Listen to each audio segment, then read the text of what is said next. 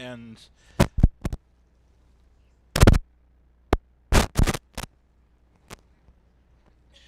see if that gets.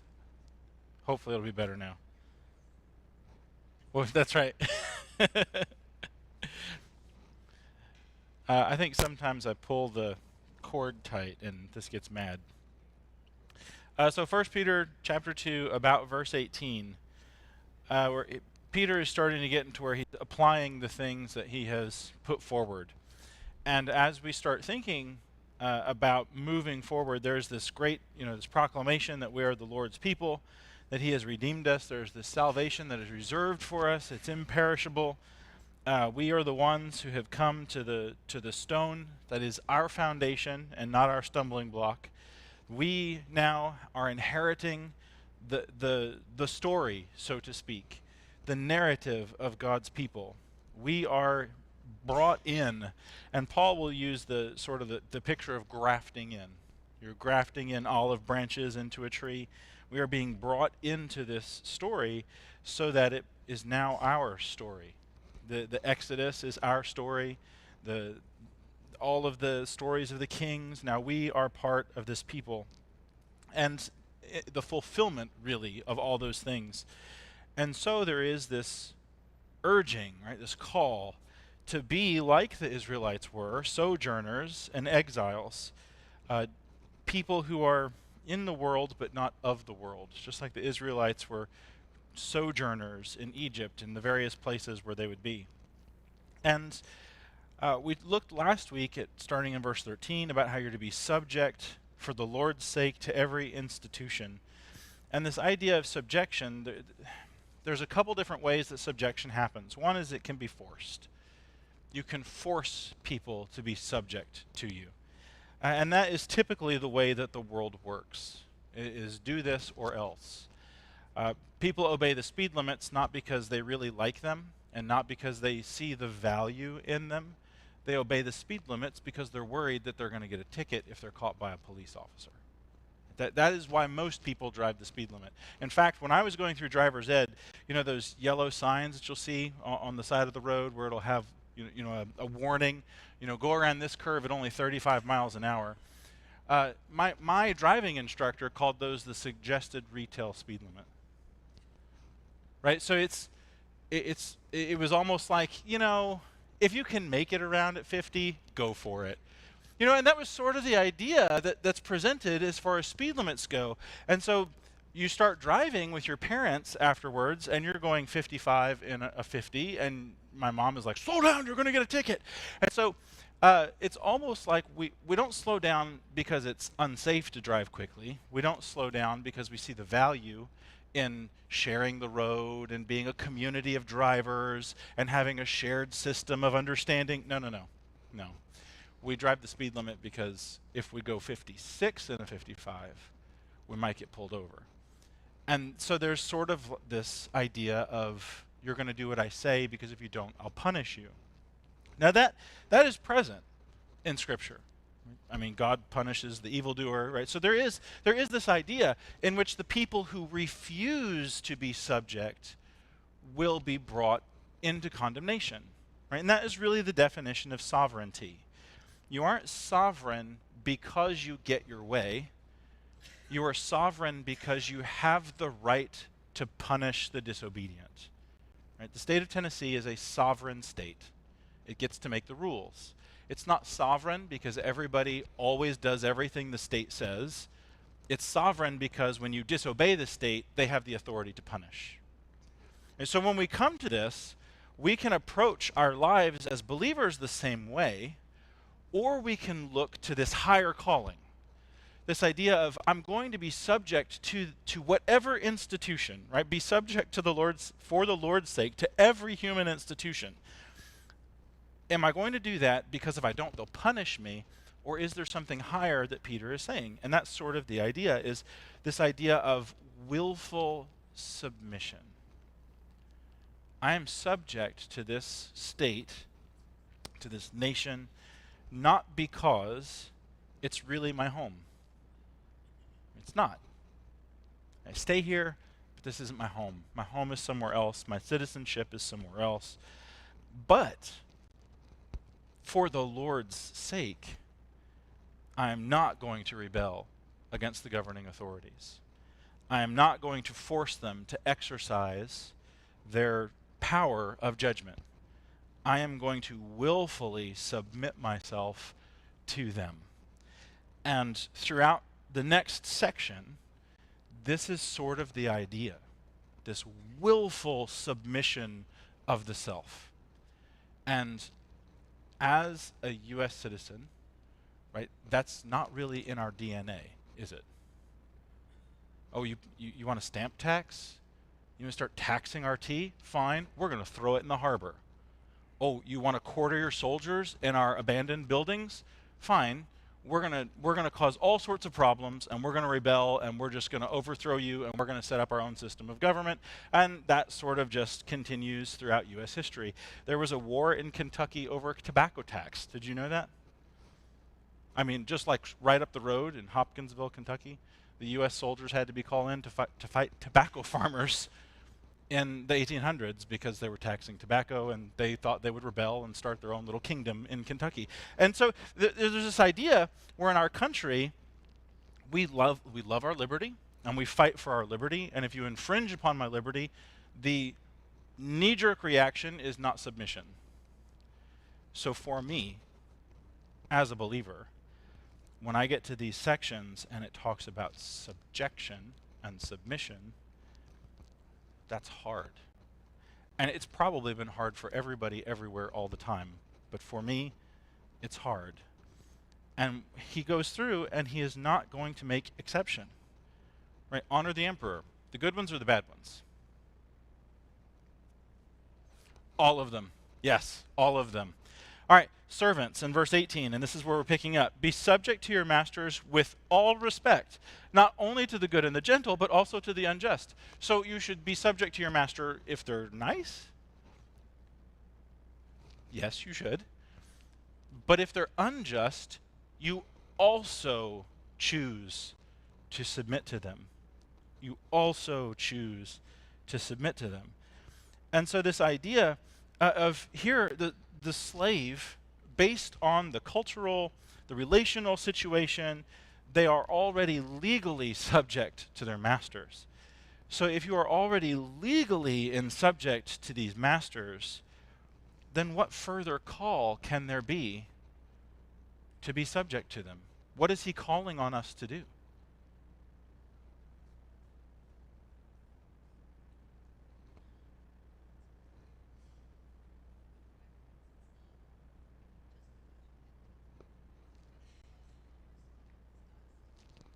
Yeah.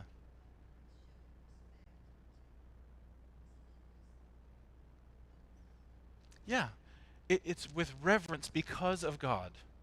Showing respect to somebody who is over you, whether they deserve it or not. Right? And that is one of the key things. I often, when I talk to my children about this, there was a moment in my upbringing in which I said something bad about the president. And my father would not allow it. And he said, I don't care if you like that person or if you don't like them. They are the president of the United States of America, and you will not say anything bad about them. And so there is this idea, sort of, that we are to respect those in authority, not necessarily because that person is worthy of it, but because there are these roles, and it is expected. And we then, as believers, are giving no reason, no cause to unbelievers to slander Jesus. It's going to happen regardless. But me, as a believer, whenever role I find myself in, I have to live so that when people say things, their accusations are wrong, right? Their accusations are false. Their accusations are not founded on something that is real. The idea, right? If Christianity was sort of seen as this revolution amongst the servants, amongst the slaves, in a society where 40% of the people are slaves, that would not be well received.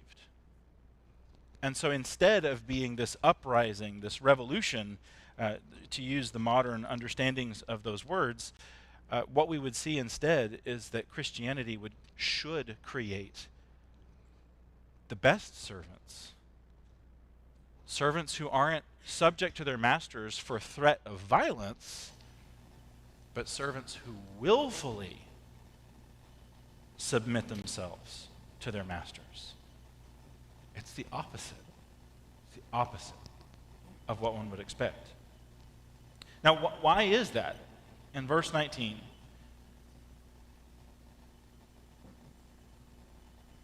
what's the point?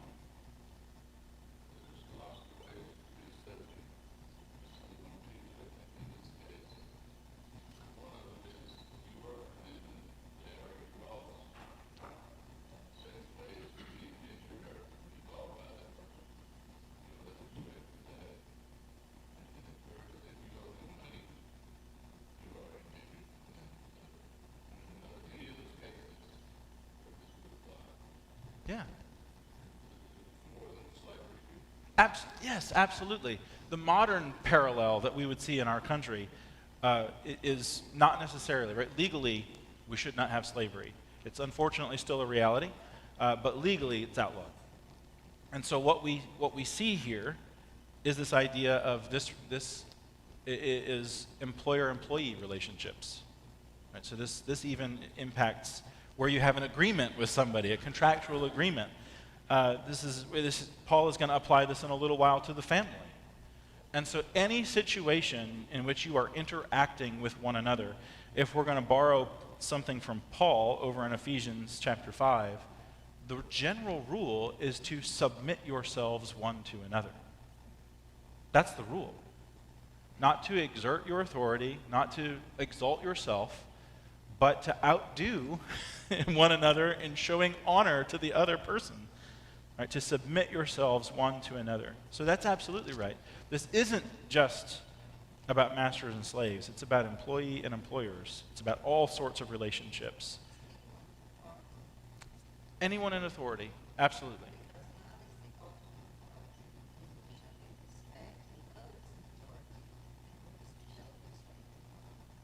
Yes, showing respect to others in authority is really showing respect to God. Sure, it doesn't say you have to like it, right? And that's not why you do it. You do this. Yeah, you're not doing this because you enjoy it or because it's a good, it's fun. You do this because it's the right thing to do.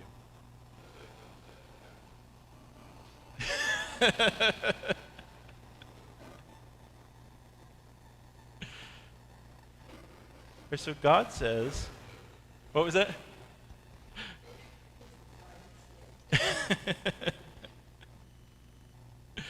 Right, God says this is a gracious thing when mindful of God, and that's what we're talking about. One endures sorrows while suffering unjustly. So he's not pulling any punches, right? He's not telling you that this is going to be fun and everything is going to be great. He deals with it forthrightly. This is painful. It hurts. And you are going to endure sorrow. You are going to suffer, and it's not going to be right. It will be unjust. And then he'll continue on, and he's going to say, well, what credit is it if when you sin and are beaten for it, you endure? In other words, if you're bad and you're punished, why is that a good thing? In other words, we should set our minds to the task of realizing that being a believer means that at times you're going to be mistreated. At times you're going to be overlooked. At times you're going to be unjustly punished. At times you will be unjustly accused. And when that happens, the way that we react is what we're looking at. It's not, right? It is not a declaration of the justness or unjustness of a situation. What we're looking at is how does the Christian react in these situations. And I imagine that when writing these things, Peter probably thought of some of the stuff that Jesus said. When somebody strikes you on the cheek, what is the Christian reaction? To knock their teeth out, right? To turn the other one. If someone takes your cloak, your outer garment, what is the Christian reaction? Give them the other one, right? Give them your shirt too, right? Apparently they need clothing or they wouldn't have taken yours. So the response is here, obviously you need this, let me help you. All right, and so when he starts talking about these things, those are not just situations. Jesus doesn't say, make sure that you get what's yours, make sure that justice is served. He doesn't say any of those things. He says when, and all of each one of those situations, an injustice is being done. And here Peter picks up on that idea. He says, when you suffer unjustly, it is a gracious thing. And if you suffer justly, you got what you deserve. And so we're not talking about somebody who breaks the law and then is then punished and they want to make themselves into a martyr. That's not what we're talking about. What we're talking about is someone who is willfully submitting in everything, and they're still punished anyway. And so we have to sort of reframe the way that we think about these things. So he's going to then ask the question, but if you do good and you suffer for it, and then you're enduring, this is a gracious thing in the sight of God. For to this you have been called, because Christ also suffered for you, leaving an example that you might follow in his footsteps. He committed no sin, neither was deceit found in his mouth. When he was reviled, he did not revile in turn. When he suffered, he did not threaten, but continued entrusting himself to him who judges justly. And so when we step back from that, and you start thinking about how this applies in life, all of a sudden we find ourselves in some really uncomfortable situations. Because in our religious culture in our country, people want to fight back. But we're not called to fight back. Yes? So that we need to reframe how we think about these things. I think I was just in here thinking through the New Testament. Really, we have to reframe how we think about ourselves. Because, blessed are the poor in spirit. Blessed, like, we have an inflated idea of ourselves. And I don't think that's just for us Americans. I think people of all times have had inflated views of our own rights and what we're due and all of that. But as he's about to go into this next section, Jesus was the one that had all the rights. Jesus was the one that had the authority, and yet he put himself under. So you look at Philippians 2, you look at the Sermon on the Mount, all these things. If we have a proper view of ourselves, putting ourselves under becomes not a problem because we know that's where we should be. Yeah. Yeah. The top is the bottom and the bottom is the top. Everything is upside down. You're exactly right. Yes. The other thing is to remember the context of Peter's dialogue. He's laid out what's required of him is the hope, that which is imperishable, that he was first with us. He laid out what we've done, who we've become, what he's done with us, making us the royal priesthood, and telling us that our conduct for God, even though we're punished and suffering, causes us to doing that, glorify God as he said to them. And now he's getting down to what that looks like on a day-to-day basis. And it absolutely has nothing to do with how we feel. It absolutely has to do with right who we are before God. Yeah, and you have to make these decisions ahead of time. You have to choose ahead of time that when suffering comes, when injustice arrives, I have to know how I'm going to react ahead of time. Because if I only decide how I'm going to react when it starts, I'm probably not going to make a good decision. I know enough about who I am to know that when emotions start running, if I haven't already predetermined the course of action, then I'm probably going to make, it may not be a totally wrong decision, but it's definitely not going to be the best decision.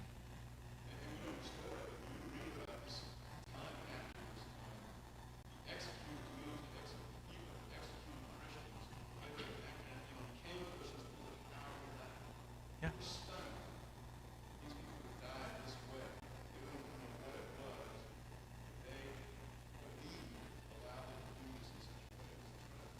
It is incredible. Yeah, and you see that with Pilate. It starts, right? It starts there with Pilate when he's got Jesus and he's inquiring. He says, don't you know that I have the authority to kill you or release you? And Jesus is like, yeah, I know, because I gave it to you. Right? Well, wait a minute. They say that you're a king. Yeah, I am. But not the kind of king that you're thinking about. And then when he goes out and there's all these accusations against him, watching Jesus not defend himself, not assault the character of the people who are attacking him, right? It's not at all like a regular argument. It changes, right? It changes you. It forces you to deal with who you are. And the idea that Tim brought up of these people, there are many, many accounts of people who are converted at the deaths of Christians. Many. There is one account of a soldier who was changed to a believer, and we won't go through many of them, but this one always sticks in my mind. He was chained to this believer, very much like Paul had soldiers chained to him.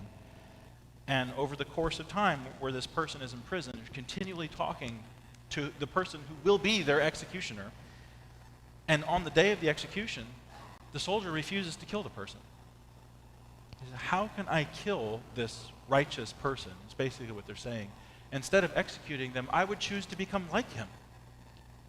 And so they both are executed. And so that's the happy ending to that story, right? But it is a happy ending, just not a Hallmark or a Disney one, because it's different from the way the world views things. And so very much, this is the happy ending for believers. You are called to a different hope, an otherworldly hope, and sometimes that means, many times, that means suffering and sorrow here. But we're not putting our hope here. And when that suffering and sorrow comes, it means that you are like Jesus. And if you get to share in that suffering, then you know that you have taken part in his death and his resurrection. And so it's for Christians, it's a beautiful thing. Now, what will happen throughout time is this idea gets a little twisted, as some things happen to do, and Christians will seek out suffering. I don't think that Peter is saying, you need to suffer in order to be holy. I don't think that's what he's saying. What I do think he's saying is that when suffering comes, and it will, the way you react should be different. The way you react should be different.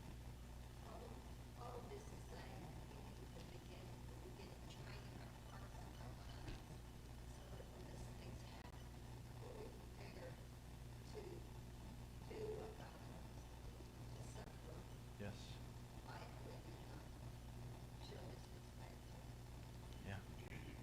We have to train our hearts and our minds to be ready for this so that when it comes, we can do this and God will be glorified. And it's hard to train for the unknown. It is. It is. Whether when it's going to come, what's going to come. And it's hard to get yourself ready for that. I mean, we're not alone. No, you're right.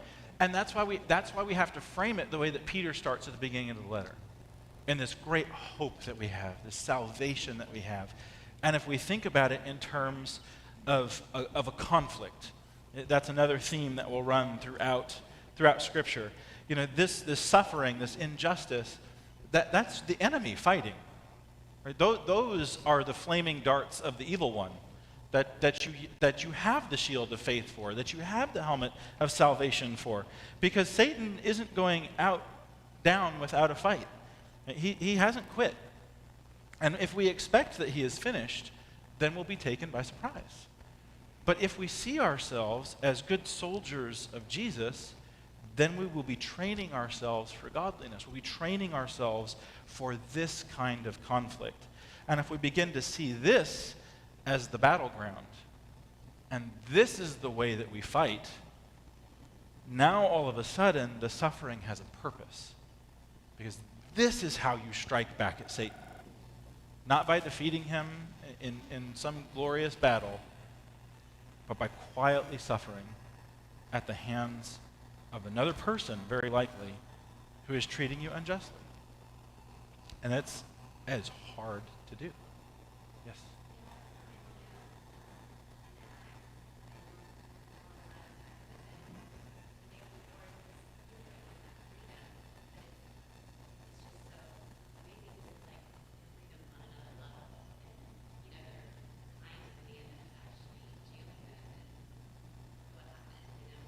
Yeah. That's actually a perfect example because they realized that they're in subject to that jailer, or subjection to that jailer.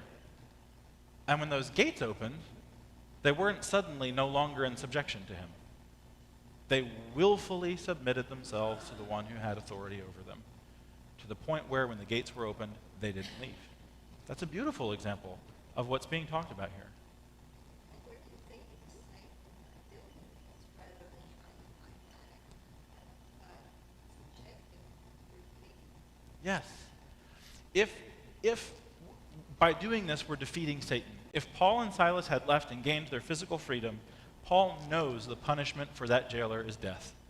He knows it. And so rather than doing something that brings about the death of that jailer, he chooses to stay in his cell and instead win his life. And so it's this beautiful thing that we see. Yes? And so go back to what you said earlier. You're not going to go out with a sword and slay Satan. But that's not what happened. In fact, these battles, for me, are fought on a day-to-day, not a moment basis, in little things. I'm reminded of Lee Harrison said, I quote, excellence is not an act but a habit. Because that's where we win this battle, is we win it by practicing day by day, moment by moment, this kind of humility. Yeah. And then, when the big things come, we build that strength. We use that part of our calling about that example. And Yeah. I think that's a good point. That's how you train, is those day-to-day moments where you have the opportunity to submit or not, or to willfully submit yourself to somebody else, and we do it or we don't. Well, definitely not perfect at it, right? Absolutely working on it. But the comment and the point is that as you do that, right, you are training yourself so that when something big happens, you already know how you're going to act. And that's the premise behind military training. That's the premise behind training teachers to get ready for going into the classroom. It's what happens when you train for anything. You're getting ready to walk into a situation, so you have to train your reflexes so that when you fall back on just doing what seems right, it's the right thing. And that's absolutely, I think, what we're seeing here. Okay, so Jesus then, in doing this, bore our sins in his body on that tree so that we might die to sin and live to righteousness. And by his wounds we have been healed. Quoting from Isaiah 53. You were straying like sheep, but now have returned to the shepherd and the overseer of your souls. When I think of the way that modern religion in America is viewed, in the United States is viewed, it very much has been, the gospel that America has been exporting to the world has very much been the prosperity, name it and claim it, live your best life now kind of teaching. That is a direct opposition with what Peter is saying here. I did not become a Christian so that I could live my best life now. I really don't want that. If this is my best life, then I really don't want eternity. Because if this is better than that, I don't want that. And so the idea is that we are not called to prosperity in this life. That may happen for you. And if it does, please don't feel guilty about that, right? I mean, there will be times, there will be instances, there will be lives where where everything goes right, right? Solomon was incredibly wealthy. That doesn't mean that Solomon was some bad person because he wound up being wealthy, right? That's not at all the idea. And so when we talk about this idea of suffering, one of the things that stands out in my mind is I don't know that I have a really good grasp on what these people were going through. I don't know that I have ever lived in a scenario like what they were going through. I don't think that means that I am less of a believer. I don't think it means that I am less holy. I don't think it means any of those things. What I do think it means is that I have to, despite the blessings, the physical blessings that God is pouring out into our lives, despite those things, I still have to be ready for this. And one of the phrases that stands out in my mind, and we talk about it to our children often, is in Deuteronomy when Moses is speaking to the Israelites. He says, because of the abundance of things, your heart will stray from the Lord. That's my life. There are an abundance of things. And God gave those blessings to the Israelites. Right? That was the promise. If you obey, I will shower you with blessings. And those blessings then will become to the Israelites a curse, not because God gave them something bad, but because they misused it and they lost their focus. And so I think in my life, the particular struggle that I have is realizing that I am the one with the abundance of things. And I had better make sure that my heart doesn't stray from the Lord. Not because those things are bad, but because God has blessed me, blessed us, and I had better make sure that I'm using those blessings in a godly way. And there may come a time when this is more like my reality, or when my reality is more like this. I have to be ready for that. So please don't read through this and think, wow, people aren't beating my door down to haul me off to jail. I must not be doing something right. No, that's just not our situation right now. But if it becomes that, then we should react well when it is. Does that make sense?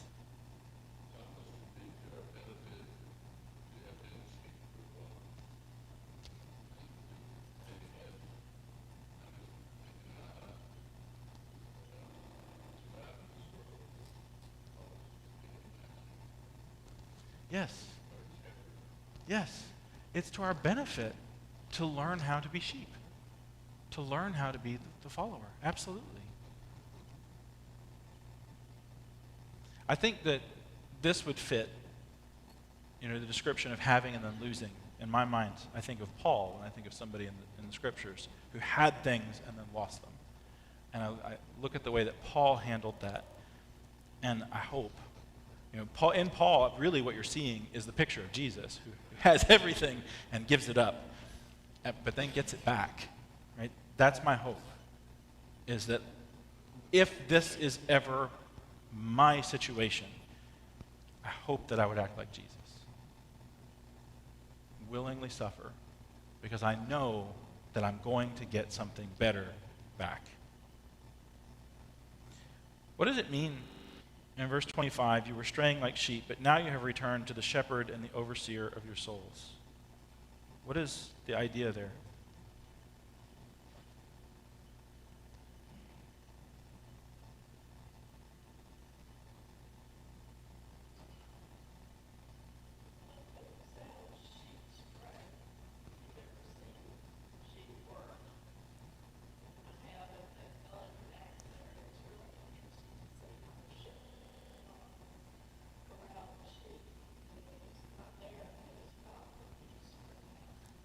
Yep. Sheep stray. It's just what they do. It's like their resume, their job description. And I had a friend who was a shepherd. He was really a pediatrician, but he wanted to be a shepherd, so he had some sheep. And that was his description. That was exactly it. He was like, when I bought these animals, I didn't realize that they're quite possibly the dumbest animals on the face of the planet. He said they will put their head down and eat, and they just wander around. And they don't watch where they're going. They don't pay attention to their surroundings. They're not looking out for danger. They just put their head down, and they wander around and eat. And so they have to have a shepherd. They have to. They're going to get, in his land, they got caught in the ditch. They would go under a culvert and get lost. They would wind up an animal so engrossed in eating that it gets tangled in a barbed wire fence. I don't know how you do that. I have never been so engrossed in eating that I got stuck in my chair, right? But sheep do that. The only thing possibly that is worse are rabbits, right? But so this is sort of the picture here. When left to myself, that's exactly what I do. I wander off, I get lost in the culvert, I get hung up in the fence, all over the place. I need somebody to come back and say, this way. Right? It reminds me of the 23rd Psalm. The Lord is my shepherd. And all of those things that you see the Lord doing, here now is the fullness of those things in Christ. It's beautiful. Yes. To complete that analogy, the sheep aren't doing anything wrong. Right. The sheep are just tending to their lives. That's all they're doing. That's really all they're doing a lot of times when we strike. Just tending to their lives. Yeah, that's a good point. The sheep aren't doing anything wrong. They're just tending to their own lives. And they're just focused on what they're doing. And it winds up in bad places. And so we need somebody to come and give us direction. We need that shepherd, the overseer. All right, so let's move into chapter 3, keeping all those thoughts in mind. Likewise, wives, be subject to your own husbands, so that even if some do not obey the word, they may be won without a word by the conduct of their wives when they see your respectful and pure conduct. And we'll move on to the rest of that in a minute. But let's look at this beginning part. Okay, in the ancient world, marriage and relationships between men and women are not like they are today in the United States. Very different.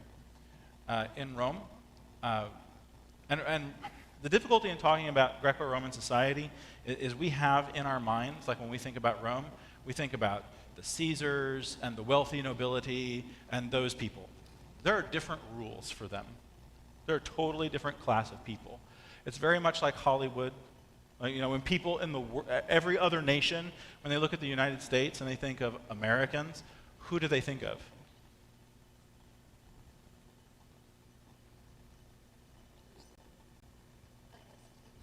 Famous people. Actors, politicians, athletes. Yes, that class of people. There's different rules for them. Right? If you're part of an organization that was known for using illegal substances, maybe like, performance-enhancing substances that violate federal law, and it was well known that everybody, what if 60% of Brentwood was using steroids? And people from the government showed up, and we have like the most jacked congregation in the universe, right? We walk in, and there's a minimum bench press limit for you to place membership here, right? So what if the police arrived and saw that that was the case here? Where would we be? In jail. Somebody said it. You're right. We would get arrested. You know what happens when Major League Baseball players do that? We're going to put an asterisk by your name in the record book, man. Different rules. Right? That's just the way the world works. And so when you think of ancient Rome, the Caesars, those people, the nobility, the famous, different people. Different world, different rules. Your average Greco-Roman woman was property. She was owned by her husband. If she made him mad, he could kill her. And nobody would bat an eye. You'd show up Tuesday to work and you're married. Wednesday you show up. How's the wife? She talked back, so I killed her. Well, what are you going to do? Right? And we're like, oh, it wasn't like that. No, it was like that. That is absolutely the way that it was. I was just talking with somebody the other day about these relationships. So strict, so immovable were these Roman ways of conduct that a man divorced his wife because she had the audacity to speak to another woman in public. They were in the market. He saw her talk to another woman over at one of the stalls. I'm assuming that's what it was. And he divorced her that day. And when asked why he did it, if she's going to talk to women, maybe one day she might go talk to a man. And what would we do then? No, we can't have that kind of scandal in my family, so I did the right thing, and I just got rid of her. That's the world they live in. And so when Peter comes and he says, wives, be subject to your husbands. In the ancient world, that's not much of a different statement than saying slaves, be subject to your masters. That is the reality of the scenario that we are seeing here. That's why he is able to move from one to the other. because in the ancient world, there's not much difference. Thankfully, we live in a world that has greatly been tempered by the gospel of Jesus, at least where we live. And this is not quite the reality anymore.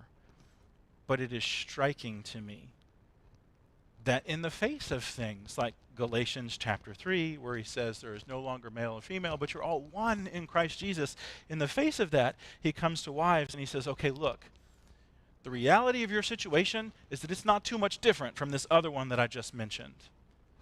So how are you going to react knowing the freedom you have in Jesus, knowing the great position that God has always given to women, how women have always been made in the image of God, they're always human as far as God is concerned, knowing that that's not the way the world views you, how do you react?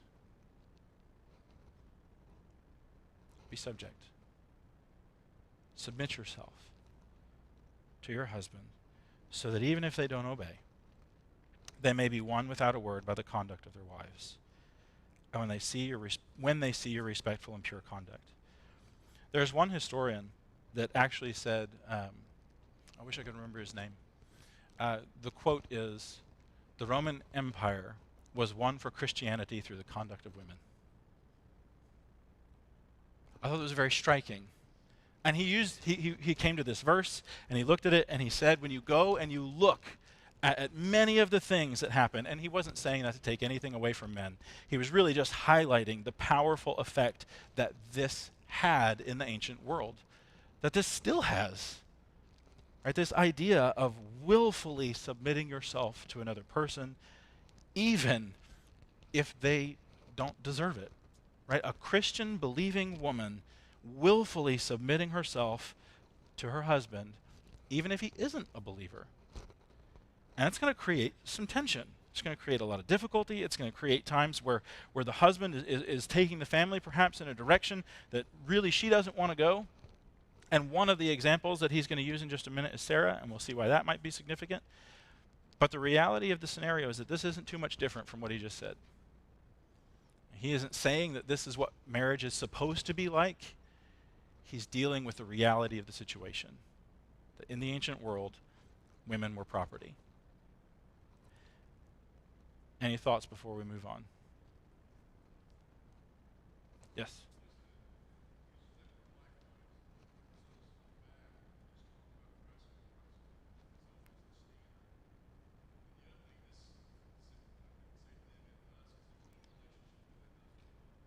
Yep. Yeah.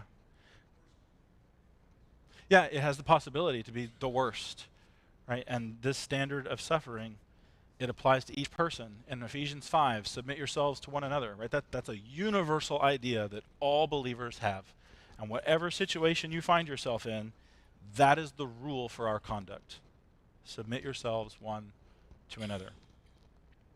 Okay, so here is the idea.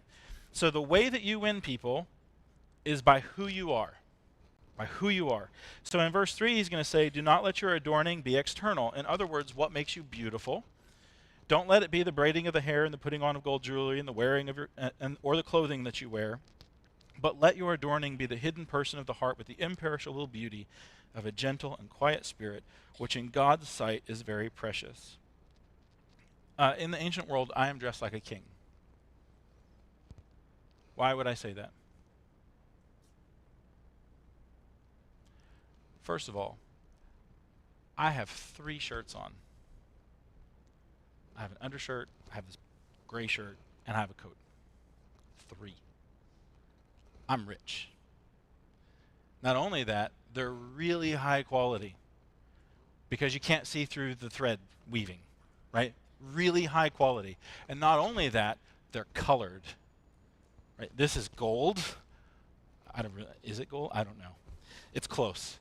Right? And this is gray. I see greens and blues and purples and reds and pinks. White. Whoa.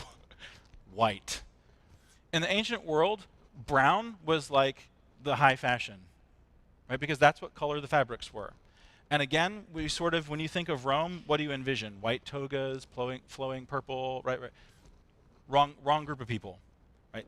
Those people have different rules. The average person wore brown. They wore it in the fall. They wore it in the spring. There was no white after Labor Day rule, right? It was always brown. And so here the idea, when we come to this, if we're comparing our clothing to theirs, then we're dressed like royalty. Right? The idea is not that having colorful clothing is bad. The idea is that if you think fixing your hair and wearing fancy clothes makes up for not being who you ought to be, then you're wrong. And this is true for men, it's true for women, it's true for children, it's true for everybody. You cannot cover up a lack of Christ-likeness by adorning yourself externally. That's the point. People come to this and they're like, should I wear jewelry? Can I braid my hair? If you like your hair braided, go ahead. Right? The idea is that you can't use your hair to cover up a lack of Christ-likeness. And unfortunately, I think we have to stop there. So we'll pick up in this section next time, and we will continue. And if you get a chance to look into Sarah, go ahead and do that. Thank you very much for your time and for your comments.